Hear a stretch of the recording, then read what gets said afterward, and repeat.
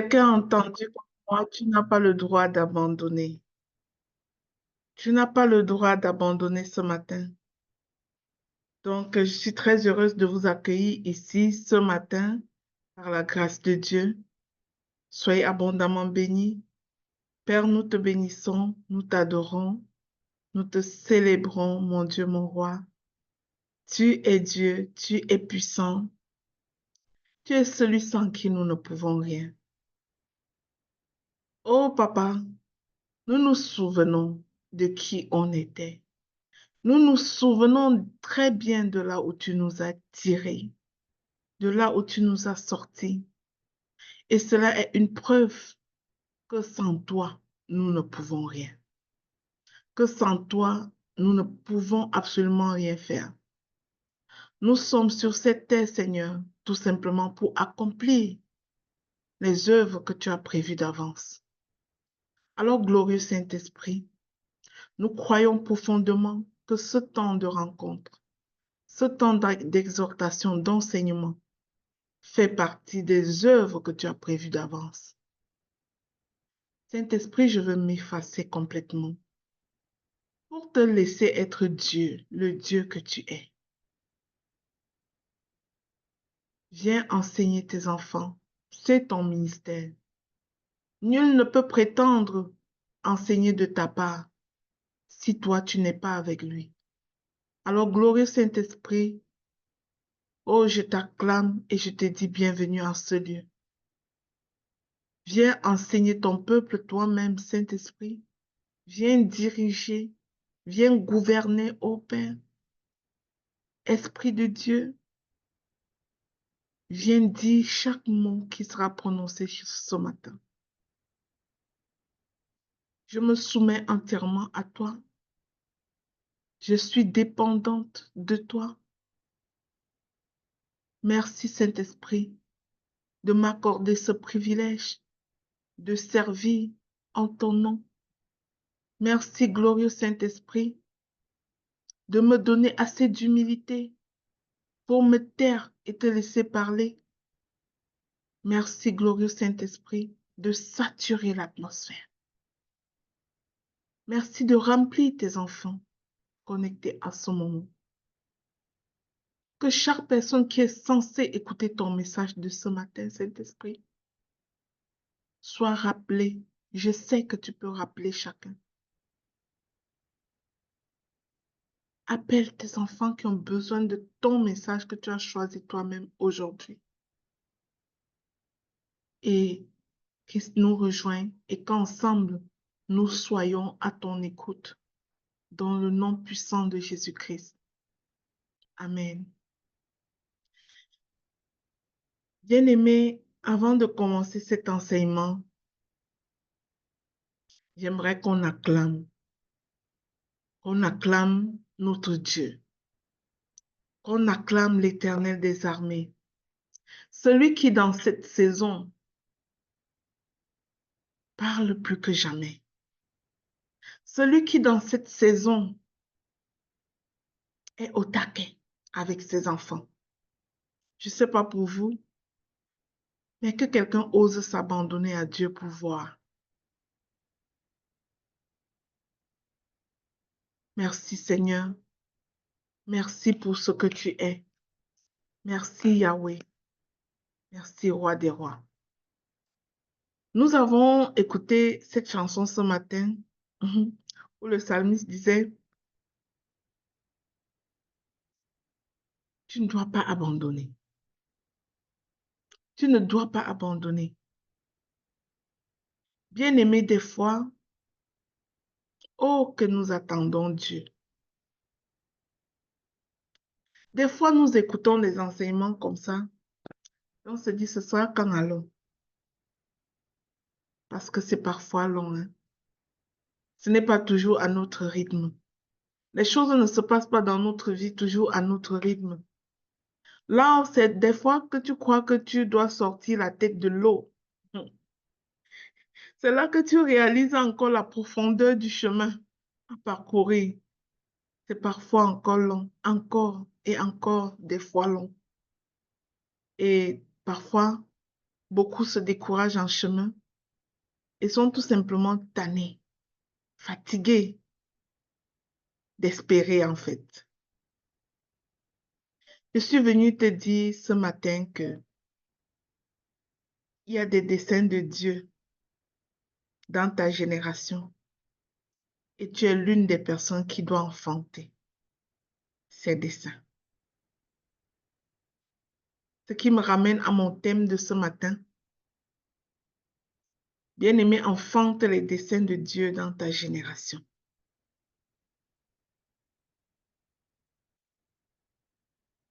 Mais je ne suis pas trop là ce matin pour t'enseigner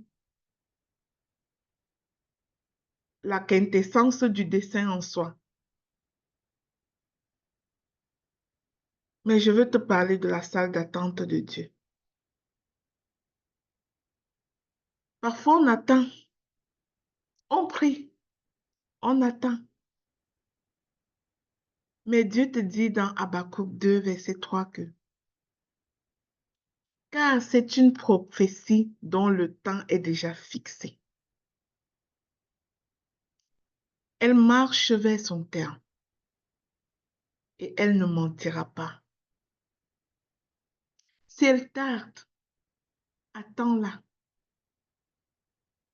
car elle s'accomplira certainement.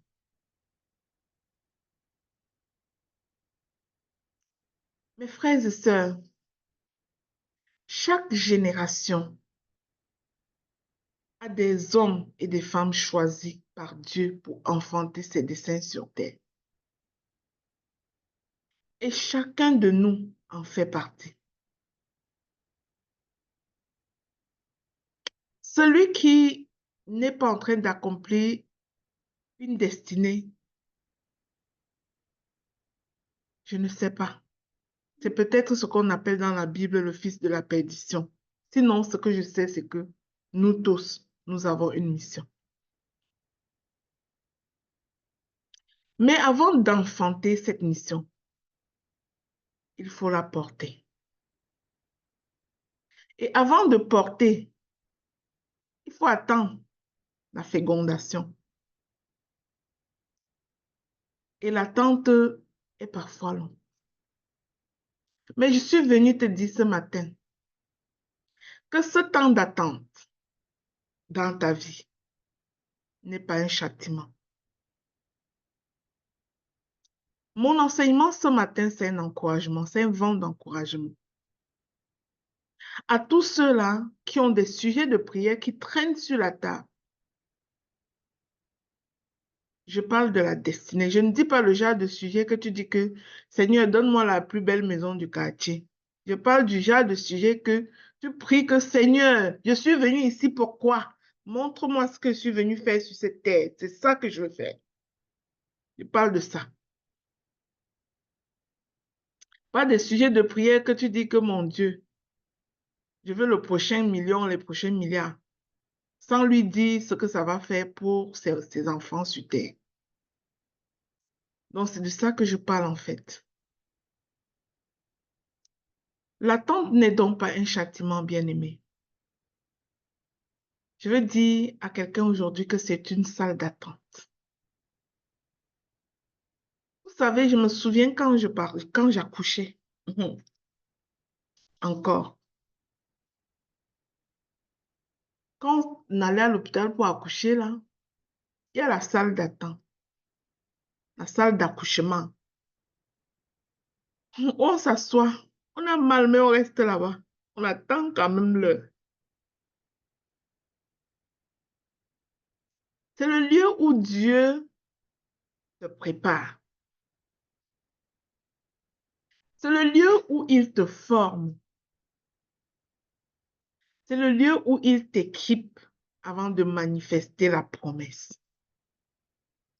Et pendant qu'il t'équipe, là, comme un enfant qui va naître, il faut que la poche des os soit rompue. Il faut que, c'est-à-dire que l'utérus s'étende.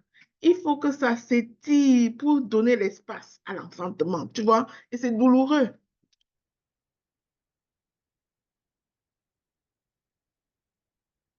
La Bible dit dans Ésaïe 30, verset 15 que, car ainsi parle le Seigneur, l'Éternel, le Saint d'Israël.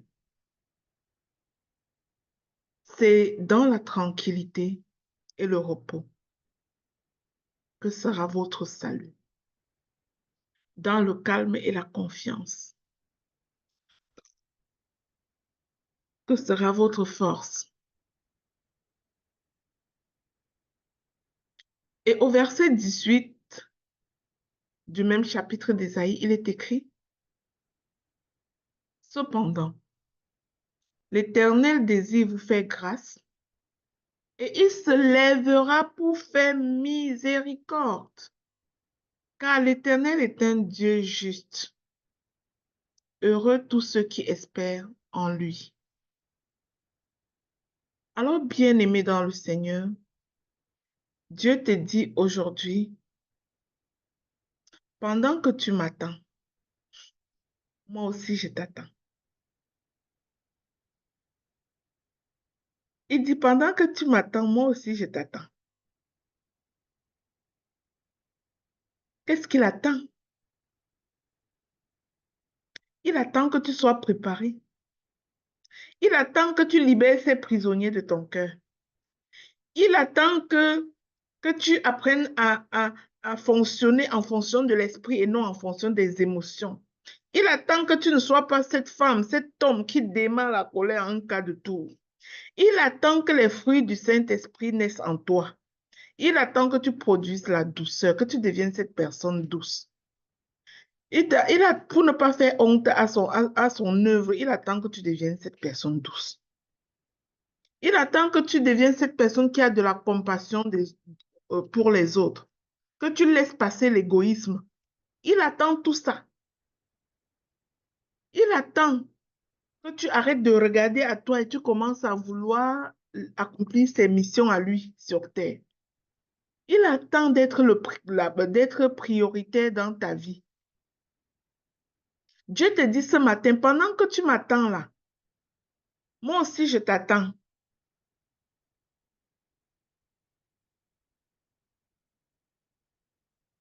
Il attend que tu sortes des vaines manières de vivre. Il attend que tu abandonnes le petit mensonge mignon que tu dis souvent. Il attend que tu arrêtes de prendre ce qui n'est pas à toi. Il attend que tu lises sa parole et que tu le connaisses. Peut-on accepter de marcher avec quelqu'un qu'on ne connaît pas? Est-ce que tu lis ta parole, bien-aimé? Il attend après toi. Ton papa attend après toi. Il attend que tu deviennes mature. Parce que peut-être tu fais encore comme un bébé au lait. Mais il attend que tu deviennes mature. On ne donne pas l'héritage au bébé. On les laisse grandir d'abord. Donc papa attend que tu grandisses. Tu comprends, bien-aimé, que Dieu ne te punit pas dans l'attente. Il te prépare. Et alors qu'il t'attend et que tu n'arrives pas à gérer tes émotions, il permet encore que les coups, que tu reçoives des coups pour t'entraîner à gérer tes émotions. Il permet encore que les gens te manquent du respect pour t'entraîner à pardonner. Il permet encore que tu manques de l'argent pour t'entraîner à dépendre de lui.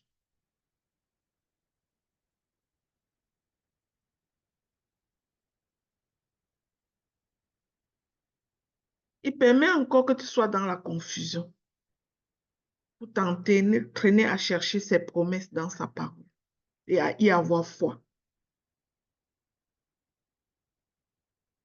Il peut permettre que tu tombes encore malade. Il peut laisser ça. Pour que tu ailles dans la Bible et découvrir que par ses maîtrises, tu es guéri.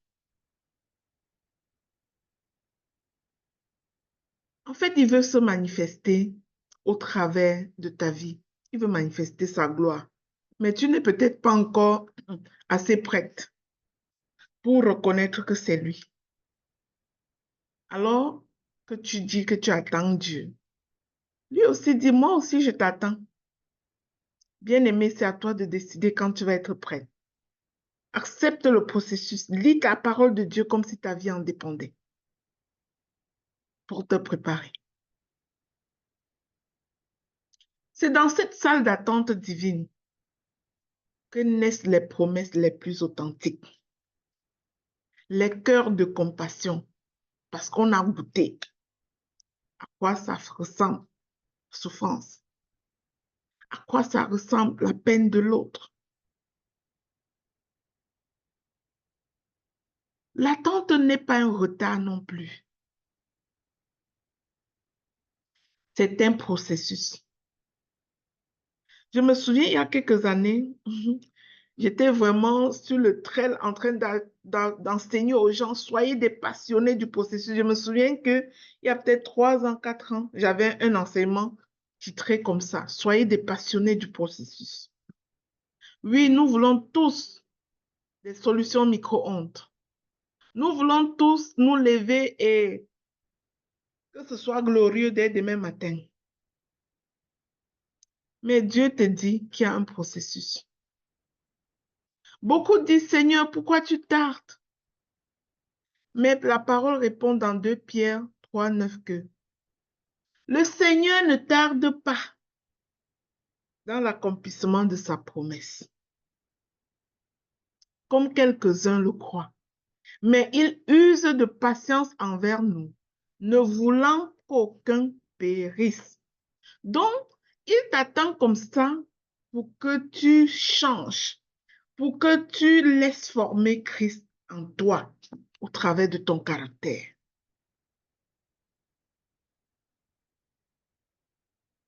Ce que tu appelles retard est souvent une saison de mise à niveau spirituel.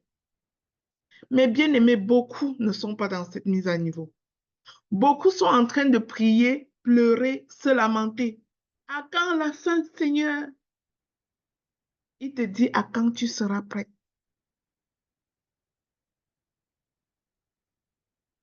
Dieu ne tarde jamais. Il agit au bon moment. Bien aimé, je vais vous dire une chose. Quand tu ne comprends pas comment fonctionne la salle d'attente de Dieu, tu vas attendre en pleurant, la lamentation. Et ça va durer, durer, durer jusqu'à... Mais quand tu auras compris que la fin de tes lamentations, c'est le début de la solution, tu vas raccourcir ton temps dans ta salle d'attente.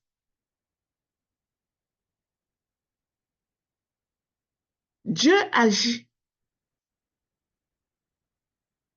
quand c'est parfait, quand il veut, quand c'est complet, quand c'est sans regret.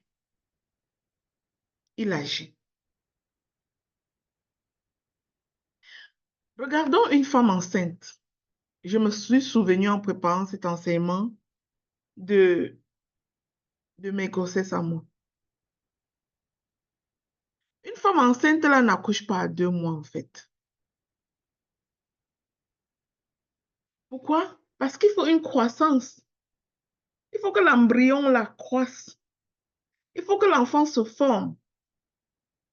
Il faut que le temps de transformation s'écoule pour que ces gamètes fusionnés deviennent un bébé viable et vivant.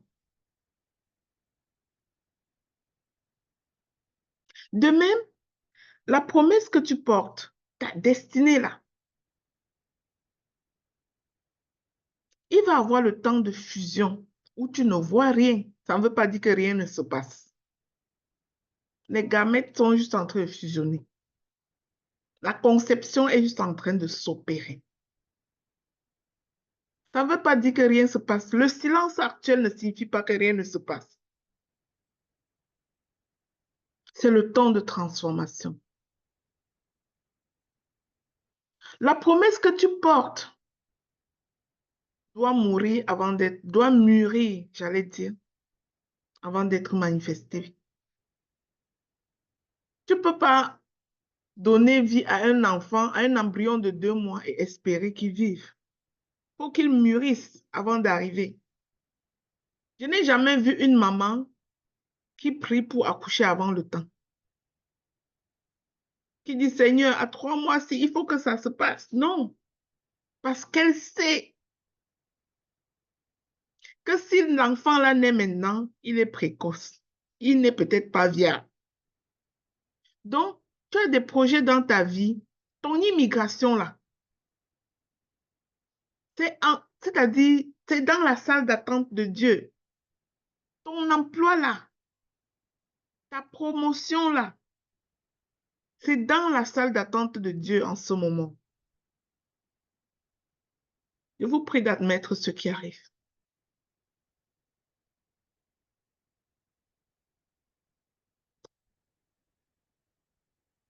Autre chose que j'aimerais te dire, c'est que dans la salle d'attente de notre Dieu, lui-même Dieu te prépare. Je vais revenir toujours à l'exemple de grossesse. Lorsque moi j'étais enceinte, des fois je comptais les jours. J'étais comme une immature qui comptait les jours. Mais le même jour où je dois accoucher, je trouvais ça encore plus long. Pourtant, c'est le jour J. Je ne pouvais pas avancer le temps. Je peux te dire que je pouvais sentir chaque douleur particulièrement, mais je ne pouvais pas attendre le temps. Quand je parle ça, je suis sûre que mes soeurs savent de quoi je parle. Même les papas qui accompagnent les mamans, là, ils doivent un peu avoir une idée. Que oui, ça fait mal, mais qu'est-ce qu'on peut faire? On va passer le processus. Personne ne pouvait m'aider à accoucher avant l'heure. Personne. J'avais une maman qui m'accompagnait. Vous savez tous que ma mère, je n'avais pas ma mère pour m'accompagner, mais j'avais eu la grâce, la chance à cette époque-là d'avoir une maman qui m'accompagnait, la femme du grand frère, mon mari. Mais qu'est-ce qu'elle pouvait faire pour moi?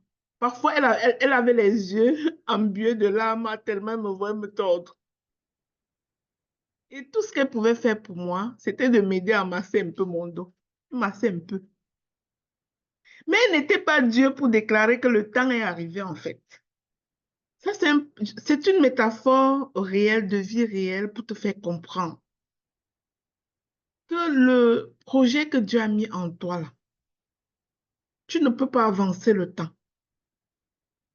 Mais tu dois par contre éviter de retarder le temps. Tu n'as pas le pouvoir d'avancer le temps, mais je te garantis que tu as ton plein pouvoir de retarder le temps avec ton attitude dans la salle d'attente.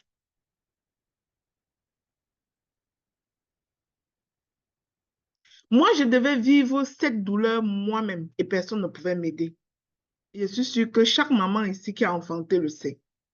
Personne ne peut t'aider. On te voit, mais personne ne peut t'aider. C'est à toi de porter ta douleur.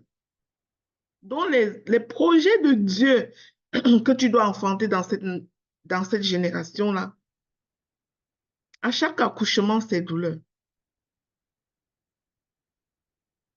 Donc, c'est pareil dans la vie spirituelle.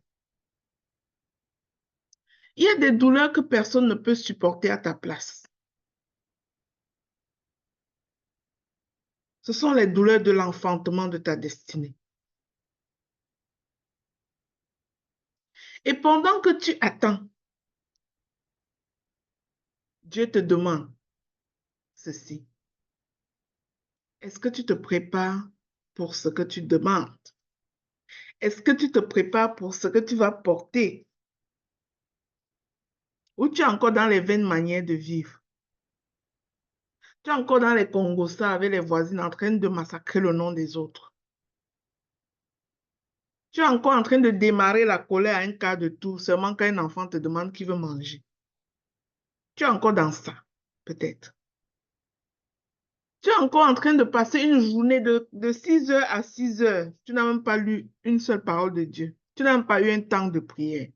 Est-ce que c'est ça? Donc Dieu te demande, est-ce que tu te prépares pour la marche que tu veux faire avec moi?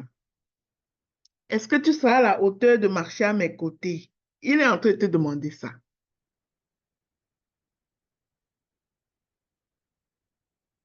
Vous savez, lorsque tu as une grande sortie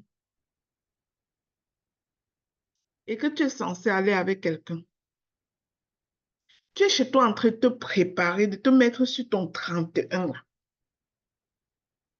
Tu n'as pas envie d'aller à cet endroit élevé en dignité, accompagné de quelqu'un qui marche à côté de toi et qui parle, il bave et qui se comporte d'une certaine manière.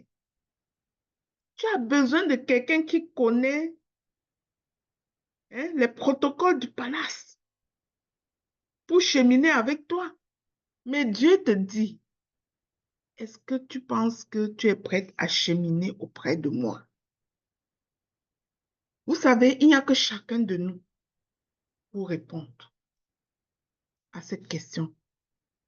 Et il n'y a personne de nous qui sera assez prêt. C'est de reconnaître parfois la grâce du Saint-Esprit et de le laisser t'aider. Plutôt que d'être dans la victimisation. Dis au Saint-Esprit, ça là, je n'y arrive pas. Mais je suis sûre d'une chose, qu'avec toi, ça sera possible. Avec toi, ça va changer. Saint-Esprit vient m'aider à m'émonder. Coupe ce qui ne marche pas en moi. Coupe, tranche. Et je peux vous dire que l'émondage du Saint-Esprit fait mal. Sa façon de t'émonder ne sera pas comme tu penses. Si tu lui dis d'enlever de toi la colère, oh là là, il va t'entraîner à gérer ta colère. Dans cette saison-là, les gens vont te mettre à l'épreuve. Ils vont te mettre en colère jusqu'à ce que tu apprennes à bien gérer ça. C'est comme ça l'école de Dieu. Si tu lui dis que montre-moi comment faire telle chose, il va te mettre à prendre dans le contexte, mise en situation. Dieu enseigne avec des mises en situation. Et quand tu es dans ces tests-là, si tu échoues, bien aimé, tu ne vas pas aller à la classe supérieure. Tu vois dans la vie, si certaines femmes qui veulent un époux, qui veulent un mari, une entreprise, une promotion. Mais Dieu dit, le mariage n'est pas pour les bébés ou pour les égoïstes. Quand il ne jugera pas que tu es capable de tenir compte de l'autre qui est avec toi, tu n'es pas encore prête pour ça. Si tu démarres encore un cas de toutes tes émotions, tu es mineur, tu n'es pas encore prête pour le mariage. Et peut-être qu'il va retarder le mariage en attendant que tu grandisses un peu. L'entreprise, là, tu veux qu'il te bénisse avec une grande entreprise. Mais je vais te surprendre en te disant qu'il ne te donnera rien qui n'équivaut à ta capacité de gérer. Tu es là, il te donne 1000 $. Tu flambes ça comme ça là sur une perruque. Tu ne payes pas ta dîme, tu ne donnes aucune offrande, tu pars t'endetter, tu n'arrives pas à gérer 1000 $, il ne va pas te donner 1 million de dollars. Donc Dieu te teste sur le peu qu'il te donne pour pouvoir te donner une plus grande chose. Tu veux une très grande destinée, mais il est en train de regarder comment tu gères ta maison. Tu veux gérer le monde dans les nations, mais comment tu gères l'enfant qui est avec toi? Mais comment tu gères ton époux, ton épouse qui est avec toi en ce moment? Tu veux gérer les nations, faire de très grandes choses, mais est-ce que tu sais comment on honore un mentor? Est-ce que tu sais comment on honore un aîné? L'honneur que Dieu veut que dans le monde entrepreneurial, tu donnes à tes dévanciers là. Il est en train de regarder ce que tu fais pour ton père et ta mère en ce moment. Est-ce que tu honores ton père? Est-ce que tu honores ta mère? C'est là qu'il va réaliser que tu es peut-être prête.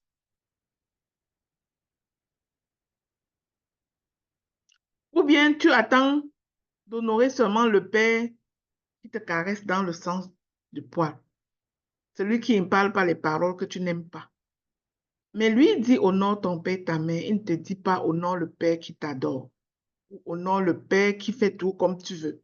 Il ne dit pas ça. Donc, nous venons de comprendre que Dieu attend notre maturité. Et si notre maturité tarde, on va aussi durer dans la salle d'attente. Alors qu'on crie, Seigneur, on attend après toi, il est là, il dit, moi je vous attends. En ce qui me concerne, c'est déjà après. Dieu ne te privera pas d'une bénédiction, bien-aimée. Mais il sait que si ta bénédiction est précoce, ça ne va pas t'aider. Si ton bébé est précoce, peut-être il ne va pas vivre. Tout comme si l'argent qu'il veut te donner est précoce. Tu vas peut-être ressembler à ceux qui gagnent le PMU, c'est là, le Loto Québec. Tu vas voir les gens qui ont gagné 1 million de dollars. Mais dans un an, là, il revient là où on l'avait pris. Pourquoi? Parce qu'il n'était pas prêt à gérer une telle bénédiction. Alors Dieu veut te priver de ça, de cette frustration, de goûter à une bénédiction qui va passer comme une étoile filante dans ta vie, parce que tu n'es pas préparé à recevoir. Donc, ton niveau de préparation détermine ton délai dans la salle d'attente. Autre chose, l'attente révèle ton caractère. C'est pendant que ça ne va pas bien qu'il faut que tu aies un regard sur ton caractère.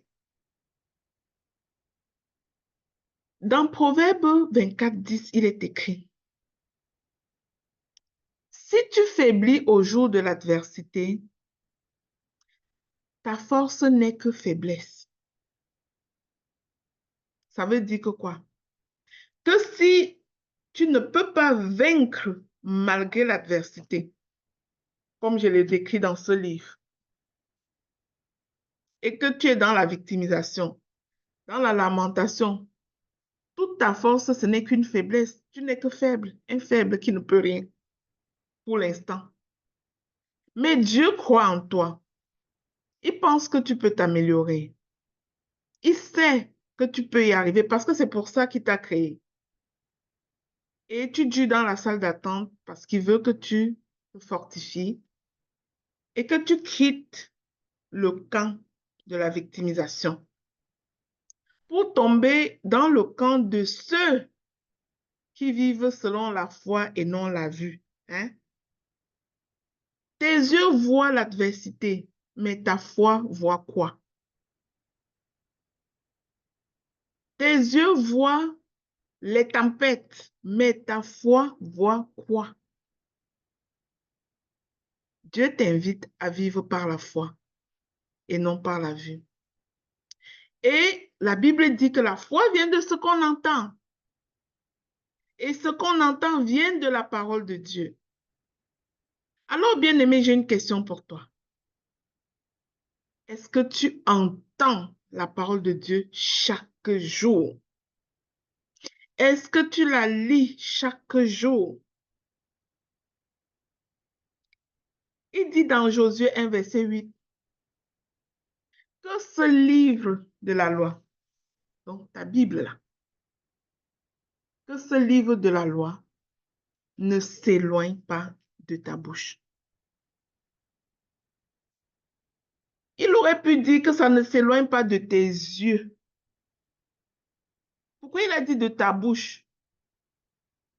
Parce que tu ne dois pas seulement l'ouvrir pour regarder comme si on regarde un livre de poésie. Tu dois le lire, lis-le pour l'entendre. Lis avec ta bouche pour l'entendre.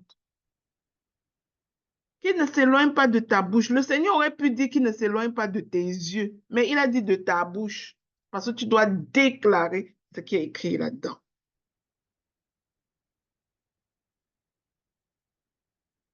Et c'est pour vous entraîner à déclarer ces promesses de Dieu que l'émission Le Pain Matinal existe. Tu dois déclarer. Bien-aimé, dans la salle d'attente, ton cœur est testé.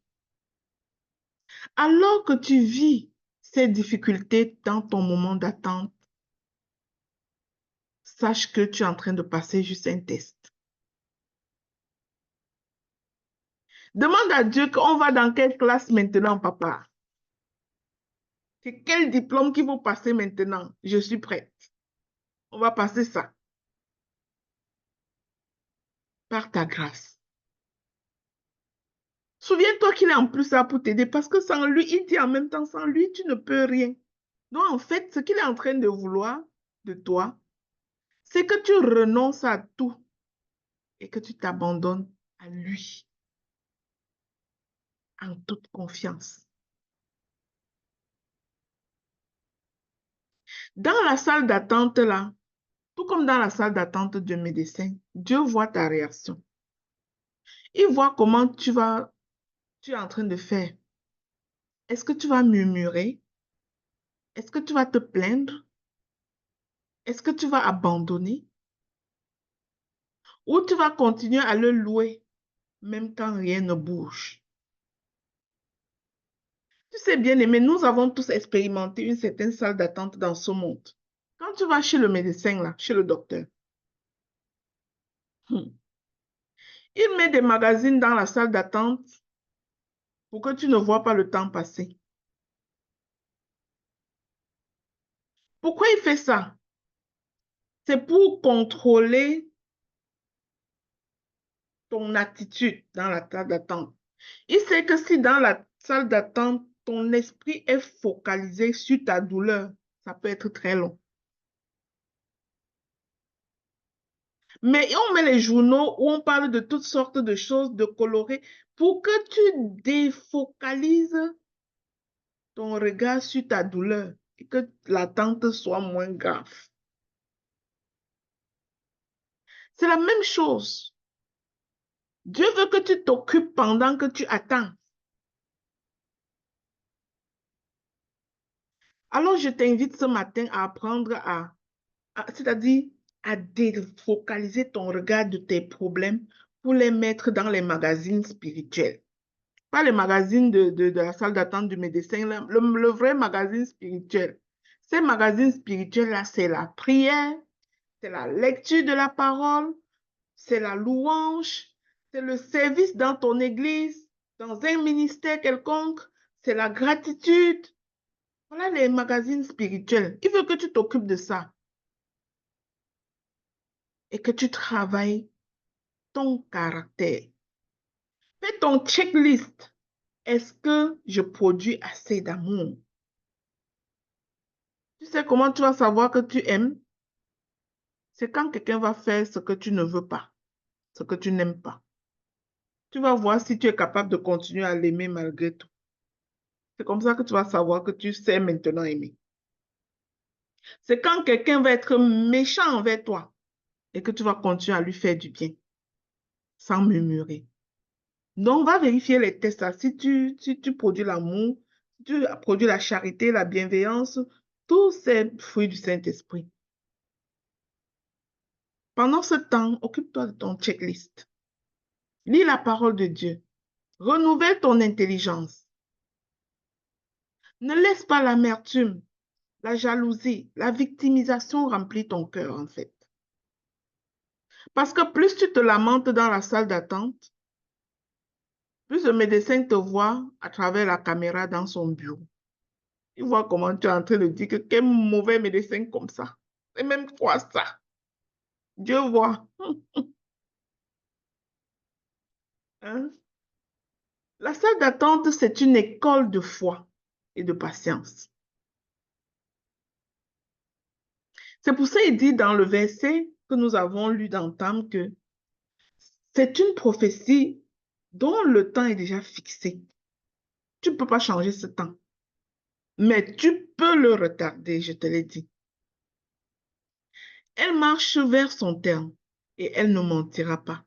Si elle tarde, attends-la, car elle s'accomplira certainement. Et Dieu indique dans la parole comment est-ce que tu peux faire pour retarder ce temps.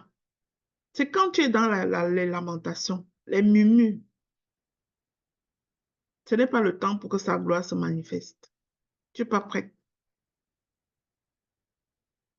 Qu'est-ce que lui dit? Je te garderai dans le désert pour parler à ton cœur. Donc, pendant que tu es encore dans la victimisation, là, tu vas encore rester à la salle d'attente jusqu'à ce que ton cœur soit prêt à reconnaître qu'il est Dieu et qu'il peut. D'accord? Bien-aimé, Dieu ne t'a pas oublié. L'attente, c'est une école de la confiance. C'est dans cette salle que tu apprends à faire confiance en Dieu. C'est dans cette salle que tu lui montres que tu as confiance en lui. Amen.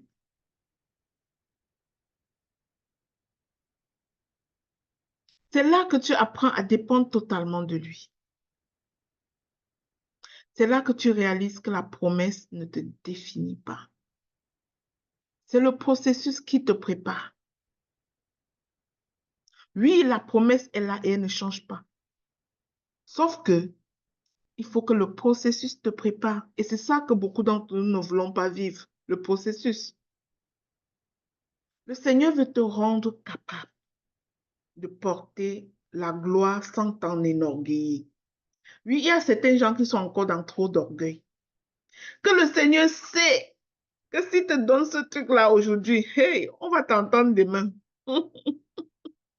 Le monde va plus respirer. On saura que c'est les vous. Tu vois? Parce qu'il y a encore de l'orgueil. Et il attend après toi que tu portes ce manteau d'humilité pour reconnaître que c'est par sa grâce, que sa grâce te suffit, que ces choses que tu fais là, tu n'as pas la prétention d'en être si capable, mais tu reconnais que lui, il est ta force. Il te fait passer parfois par la douleur pour t'enseigner la patience. On peut lire dans Néhémie 8, verset 10, où il disait, « La joie de l'Éternel est ma force. » Dans la salle d'attente, tu as besoin d'être en joie. Déclare-le ce matin, bien-aimé. Je ne me découragerai pas dans la salle d'attente. Je sais que mon Dieu agit même quand je ne vois rien.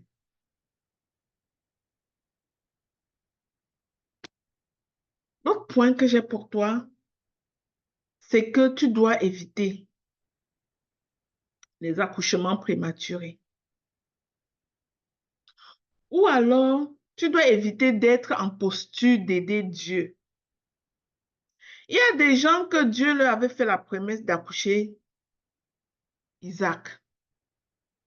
Ils ont déjà accouché Ismaël, tellement ils voulaient aider Dieu. Dans Genèse 16, Abraham et Sarah ont voulu aider Dieu. Dieu avait promis à Sarah et Abraham un enfant de la promesse. Puisque eux-mêmes, ils ont jugé que le temps à la salle d'attente était trop long, ils ont choisi de gérer ça. Ils ont dit, moi-même, je gère. Sarah a dit que mon mari, lui et moi, là, on est capable de gérer. Va donc voir Agar. Même par elle, on va avoir un enfant. Et Abraham, vous voyez comment nos maris sont obéissants, non? Qui avait remarqué que Ève a dit à tonton Adam que mangeons donc le fruit et il a mangé. Sarah a dit à Abraham, va donc voir Agar. Il est lui parti en fait. Tu vois? Parfois les maris sont obéissants. Hein? Il est lui parti. Et qu'est-ce qui est arrivé?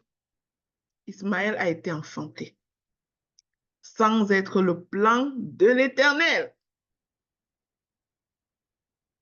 C'était la solution d'Agar, la solution de Sarah et d'Abraham.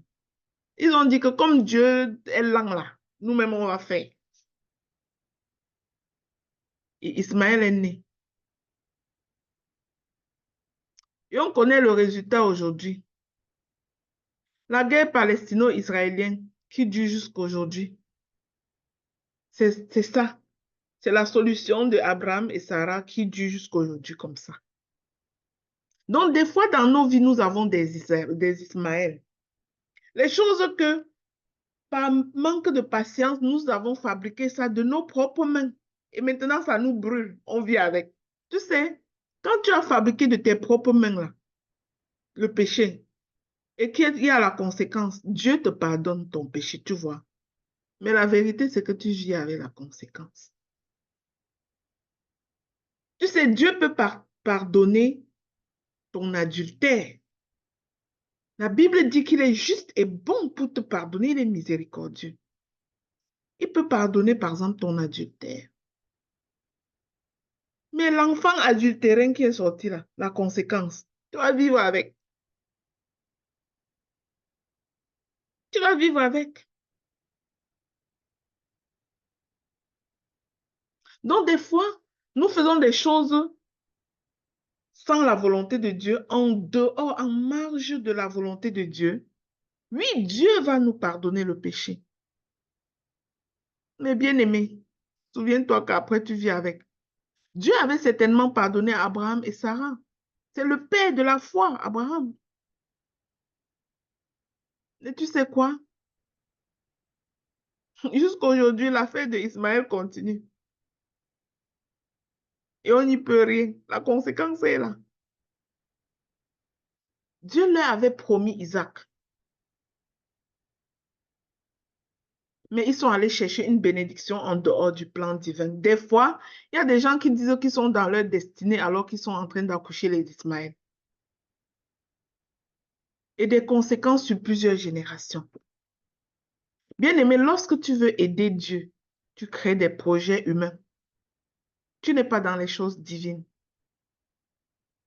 Tu crées des alliances qui te volent ta paix. Des relations qui te détournent du plan parfait de Dieu. Je veux en fait, par cet exemple, te dire que dans la salle d'attente, tu ne dois pas faire confiance à toutes sortes de douleurs. Parfois, tu crois que le bébé là veut déjà sortir. Donc, c'est-à-dire, il y a une certaine vague de contraction que tu te dis que, ah non, à ce coup-ci, c'est le dernier. Aïe, aïe, aïe, c'est une fausse alerte. Après, ça se calme tranquillement, tu continues la route. Hein? La destinée, c'est la même chose. C'est pas parce que tu vois le temps passer que tu dis que non, là, c'est le moment. Je décrète que c'est le moment et je crée des solutions.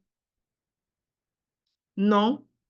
Oui, Dieu va t'utiliser pour créer ces solutions, mais il faut que tu l'écoutes. Il faut que tu sois dans son plan.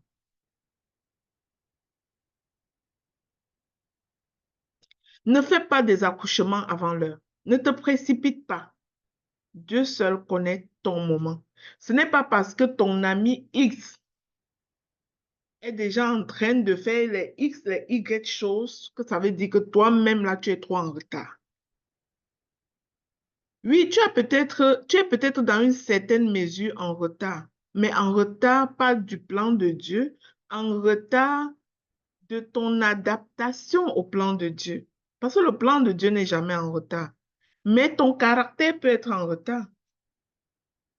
Ton caractère peut être en retard pour être la mariée. Si tu es une femme qui regarde tous les hommes du haut et que tu veux fabriquer celui-même que ta propre pensée a façonné avant de l'épouser, bon, ton caractère va retarder ton mariage en fait. Parce que ce ne sera pas demain matin, la journée où tu vas fabriquer celui-même que tu conçois dans ta pensée là. Parfois, il faut t'abandonner au choix de Dieu, d'accord?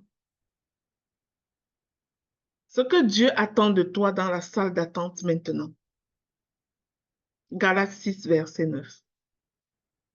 Ne nous lassons pas de faire du bien, car nous maçonnerons au temps convenable si nous ne nous relâchons pas. Ça, c'est ce que Dieu veut pendant notre attente. Pendant que tu attends et que tu as des problèmes, commence à regarder autour de toi. Je suis sûre, bien-aimé, que tu vas voir plus souffreteux que toi. Commence à regarder là où tu vas servir. Commence à regarder là où tu vas aider.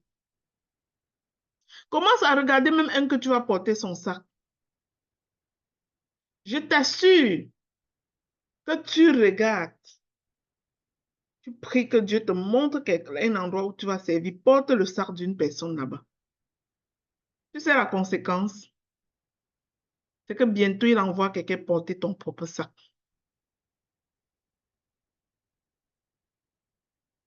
Commence à servir. Deviens une bénédiction. Le temps que tu consacres aux pleurs et à la victimisation, là, commence à servir. Aide, donne, souris à la vie. Et sois constante. La fidélité dans les petites choses précède la promotion pour la grande chose. Protège tes oreilles.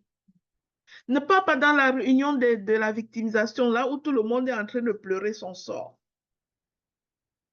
Va là où on a appris à rendre grâce à Dieu, où on est en action de grâce, où on vit la gratitude sincère. Parce qu'au moment où tu te dis que ça ne va pas dans ta vie là, souviens-toi que tu es en train de respirer. Souviens-toi que tu es même en train de parler. Il y en a qui ne parlent pas dans leur vie, qui sont muets, sourds. Souviens-toi que tes yeux voient. Souviens-toi peut-être que tu dors en ce moment dans une maison. Tu n'es pas dans la rue. Et même si tu étais dans la rue, souviens-toi que tu es en vie, tu n'es pas enterré. Il y a quelque chose pour laquelle tu peux être en gratitude en ce moment.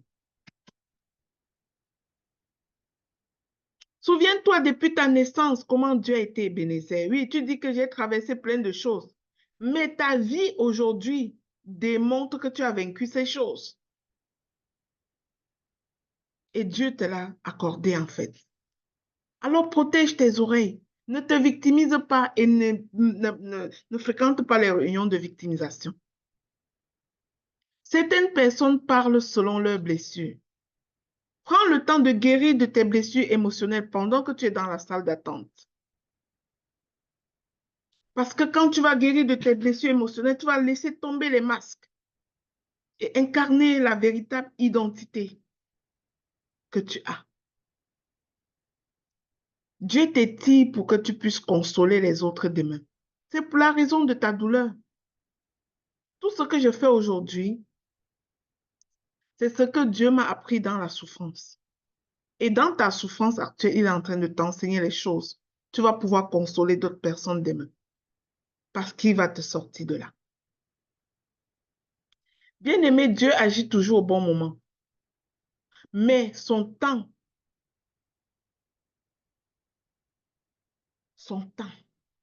le temps Kairos. Somme 31, verset 15 dit, mais son temps, mes temps sont dans ta main. Délivre-moi de la main de mes ennemis. Ça, c'est le roi David qui le dit. Donc, ton temps n'est pas dans les mains de tes ennemis, de tes amis, de ton âge, ni même de tes circonstances. Ton temps est dans les mains de Dieu. Et quand il dira c'est maintenant, aucune force ne pourra t'arrêter. Quand il verra que tu es prêt, que son vase est prêt à recevoir, il ne peut pas mettre la bénédiction dans un vase percé. C'est pour ça qu'il prend le temps de te raccommoder, que tu sois prêt à recevoir. D'accord? Dieu est souverain. Et quand ton heure va sonner, bien-aimé, tout va s'aligner dans ta vie. Les opportunités, les connexions, la faveur, la provision, tout va s'aligner. Alors souviens-toi, l'Éternel n'est pas un homme pour mentir. Il fera ce qu'il a dit dans ta vie. Et lorsque le moment arrivera, ton tour dans le bureau du médecin arrivera, tu quitteras la salle d'attente. Et en Jean 16, verset 21, il décrit la joie de la naissance après la douleur. Il dit, la femme, lorsqu'elle enfante, éprouve de la tristesse parce que son heure est venue. Mais lorsqu'elle a donné le jour à l'enfant, elle ne se souvient plus de la souffrance à cause de la joie qu'elle a de ce qu'un homme est né dans ce monde. C'est la Bible qui le dit. Alors la douleur que tu ressens aujourd'hui n'est pas éternelle. Elle annonce une naissance spirituelle. La naissance d'un grand projet que tu vas porter, que tu vas déployer, faire des exploits. Mais ça attend peut-être que tu serves quelque part. Ça attend peut-être que tu partes chez une certaine Élisabeth. Vous savez, quand la Sainte Vierge Marie était enceinte de notre Seigneur Jésus-Christ, Dieu l'a envoyée vers Élisabeth. Parce qu'Élisabeth était sa défensière. Élisabeth avait conçu avant elle. Donc, il faut toujours apprendre au pied d'une Élisabeth. Dieu attend peut-être, mais peut-être tu es trop orgueilleux et que tu ne peux pas toi servir quelqu'un d'autre. Et là, tu es en train de retarder ton temps d'attente. Mais Dieu te dit, tu n'apprendras pas seul, tu ne peux pas te faire seul. On s'accroche les uns les autres. On dit un arbre s'adosse sur un autre pour grandir. Sur quoi est-ce que tu es adossé en ce moment? Admettons ce qui arrive, s'il vous plaît. Sur quoi est-ce que tu es adossé en ce moment? La douleur que tu ressens aujourd'hui n'est pas éternelle, bien-aimé. Il faut faire ce que Dieu veut que tu fasses pendant que tu es en salle d'attente. Et lorsque la promesse se manifestera, parce que ton caractère est arrivé au bon point, la joie effacera tes larmes. Dieu dit, je te ferai oublier la douleur et je te donnerai la joie de porter ton bébé dans tes bras. D'accord? Ta célébration dépassera ta souffrance. Amen. Eh bien, je vous donne finalement quelques clés pour vivre dans la salle d'attente, pour traverser la salle d'attente parce que c'est un passage. Bien-aimé, sois patiente. Et je sais que la patience est un très grand mot dans notre saison-ci. On veut aller vite. Sois patiente. Dieu travaille derrière les coulisses. Pendant que tu es patiente là, dis stop à toute victimisation. Non. Lamentation zéro. Loue au lieu de te plaindre. Loue au lieu de te plaindre. Troisième chose, sois vigilante. Parce que des fois, ton impatience vient des ruses de l'ennemi. Il sème une graine de jalousie dans ton cœur et tu commences à regarder les autres. Je suis venu les accompagner. Moi, je suis venu sur terre pour accompagner ceux-là. Tu commences à dire les choses comme ça. Sois vigilante, que l'ennemi ne te trompe pas. Une autre chose, sois active. Alors que tu marques un pas de foi, tu es discipliné. Prépare-toi, sers quelque part. Sers, baisse la tête et fais que servir. Sers sans considération. Alors que tu seras en train de servir, on va parfois te lancer même les mots qui te choquent. Baisse la tête et continue à servir. Tu sais qui tu sais. Apprends.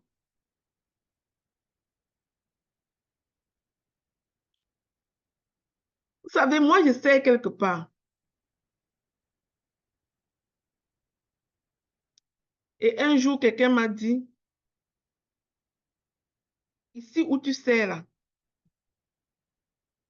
nous ne voulons pas que tu prennes parole.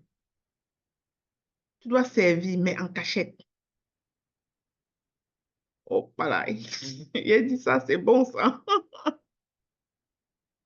Mais sois prête à continuer, même si c'est le cas.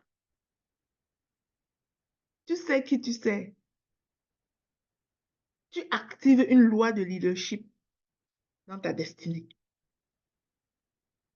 Tu n'es pas en train de faire plaisir aux yeux de quelqu'un.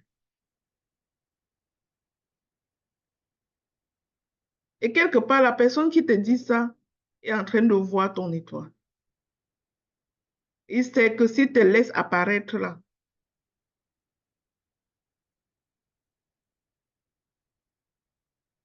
donc sois confiant, sois active, serre la tête baissée en regardant seulement à la croix. Sois confiante, bien-aimée.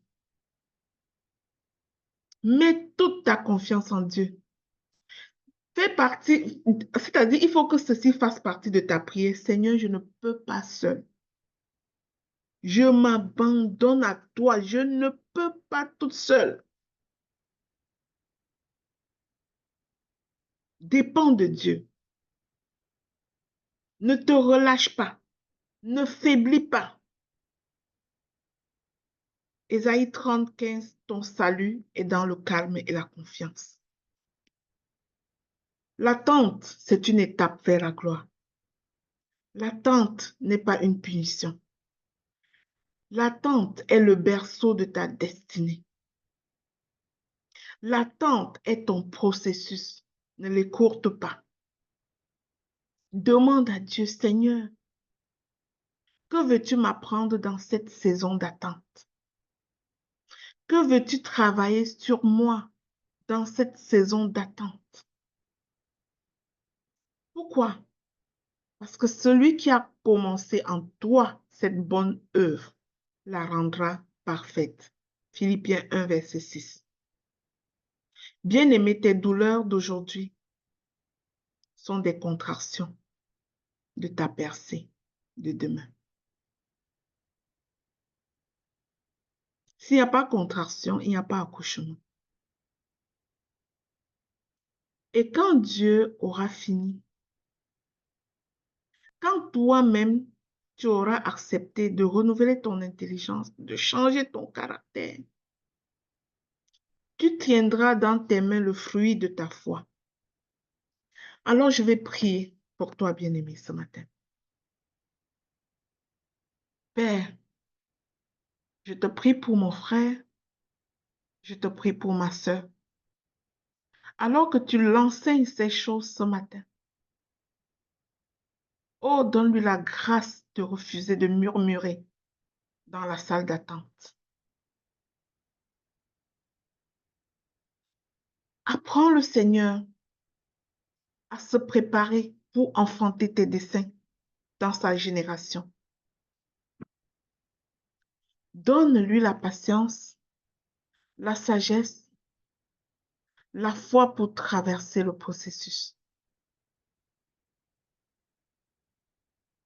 Et au terme, Seigneur, de ses efforts, au terme de la préparation, que ta joie soit parfaite dans sa vie. C'est au nom du Seigneur Jésus-Christ que j'ai prié. Amen.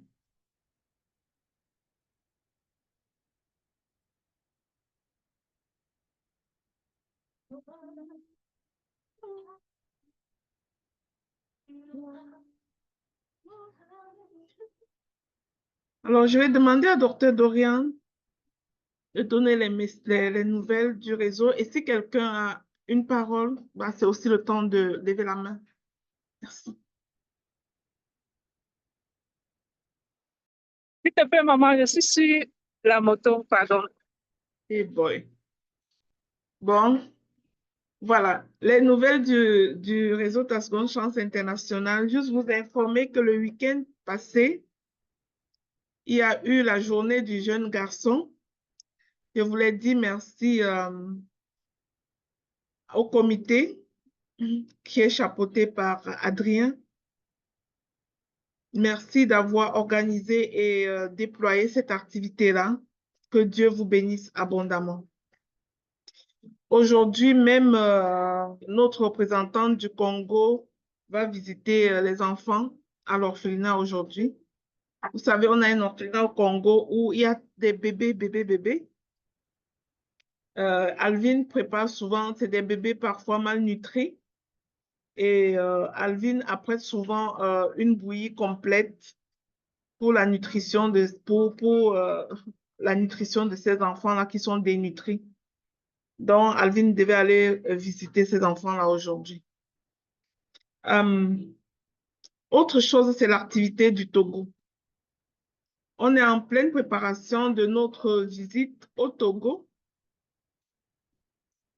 Et en ce moment, si tu crois que tu as envie de t'impliquer à cette mission-là au Togo d'une quelconque manière, je te demande de contacter Dr. Dorian et elle pourra répondre à toutes tes questions si tu veux t'impliquer d'une certaine façon dans le déploiement au Togo. L'activité aura lieu le 13 octobre et en ce moment, nous sommes en train de, par la grâce de Dieu, de rassembler ce qu'il faut. Si tu veux y mettre ta main, bah, parle avec Dr. Dorian. Donc, c'est en fait ça la plus grande activité qu'on a dans cette saison. Bientôt arrive nos 7 jours du mois de décembre. La communication devrait avoir déjà commencé. Je crois que les filles vont commencer la communication peut-être aujourd'hui. Demain, vendredi, c'est un temps d'intercession générale. Donc, si tu as besoin de donner ton sujet de prière pour l'intercession, c'est le bon moment. Tu peux aller dans le groupe sujet de prière, puis tu écris ton sujet de prière. Ça sera pris en compte. Mais d'ici 12 heures aujourd'hui, ça va être arrêté. Pour qu'on puisse compiler les sujets, on va arrêter de prendre des sujets. Donc, tu as encore le temps pour le faire. Tu as encore environ 6 heures de temps pour mettre ton sujet dans le groupe, si tu as besoin. Autre chose que j'aimerais annoncer, c'est j'ai annoncé un enseignement. Vous savez, dans le ministère ici, il y a des personnes qui ont connu Christ au travers de ce ministère, qui ont commencé leur marche avec Jésus au travers de ce ministère. Et j'ai prévu un enseignement pour ces personnes, mais pour dimanche le 13. L'enseignement, ça porte sur les distractions. Si toi, tu veux participer à cet enseignement-là, le 13, tu n'as qu'à te connecter au travers de ce même lien Zoom à 13 heures. Pas le 13, le 23, pardon.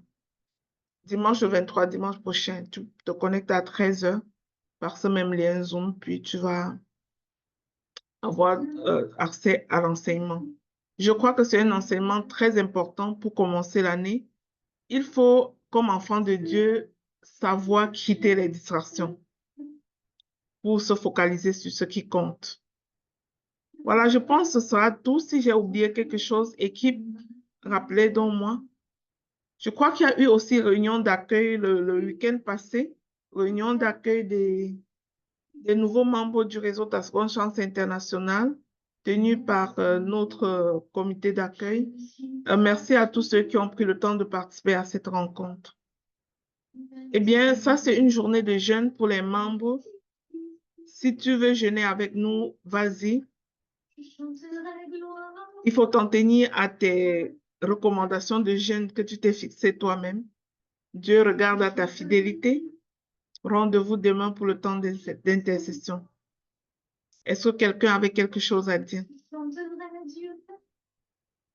Concernant le don à faire pour le Togo, c'est quand la date limite? En tout cas, nous sommes en plein là-dedans. La date limite, on peut dire peut-être J'aimerais dire que jusqu'au jour J, hein. Mais jusqu'au jour J, c'est acceptable. Mais si on pouvait les avoir avant, ça permettrait de faire les achats. Parce qu'en ce moment-ci, l'équipe du Togo m'a déjà donné la liste des provisions qu'elles vont acheter. Il y aura une partie en argent pour l'orphelinat. Vous savez, c'est un orphelinat où il y a 300 enfants. Et il y aura une partie des provisions achetées. J'ai reçu hier la liste. La liste, je n'ai même pas encore regardé, mais je l'ai reçue. Donc, si toi, tu veux participer, contacte juste Dr. Dorian. C'est elle qui s'occupe de ces dons-là. Donc, contacte-la et elle va répondre à toutes tes questions là-dessus. Concernant la don à faire pour le Togo, c'est quand la date limite, c'est la même question. Ça, c'est Stéphanie. OK. Voilà, ce sera tout. Donc, si tu veux participer, Stéphanie, merci d'avance, que Dieu te bénisse. Vas-y parler avec Dr. Dorian. Tu connais Dr. Dorian, n'est-ce pas? Oui, parle avec elle. Voilà, parle avec elle. Dr. Dorian va faire le déplacement au Togo pour cette activité. Merci beaucoup. Dimanche passé, on a eu une réunion préparatoire. Si tu as besoin de savoir comment ça se prépare, tu peux écouter le replay de cette réunion-là. Si tu contactes Dr. Dorian, elle peut te donner le replay de cette rencontre-là pour que tu écoutes, pour que tu sois au parfum de tout ce qui se prépare, en fait. Demande à Dr. Dorian, elle va te donner le replay de la réunion préparatoire, puis tu vas pouvoir comprendre ce qui se prépare. Merci. Bonne journée à tous. Oui, bonne journée. Je suis au travail, maman. Oui, sois bénie, Stéphanie. Merci, maman. Merci, Ah, maman. bonne journée à tous. Soyez bénis, les enfants de Dieu. Merci, Bye bye. maman. Bye bye. Merci. Allez écouter le pain matinal. Allez proclamer. Merci. Et partager.